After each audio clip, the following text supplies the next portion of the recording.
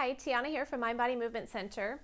I wanted to just give this simple gratitude practice that I end all of my yoga classes with, and actually all of my client visits with, if it's appropriate.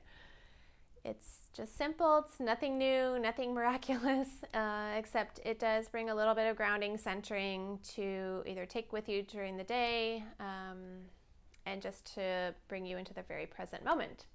So, bringing hands into either Namaste hands, Anjali Mudra, prayer hands, whatever you like to envision that, or one hand over the other across your chest, whichever feels most authentic. Pausing here, closing the eyes, if that feels comfortable. Bowing to a place within you where you recognize gratitude, to honor one more thing in your life to be grateful for today.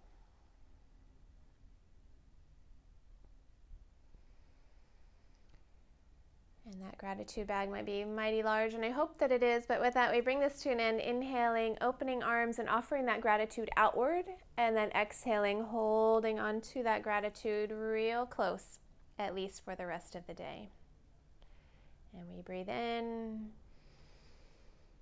and we breathe out. Namaste. Thank you, and see you next time.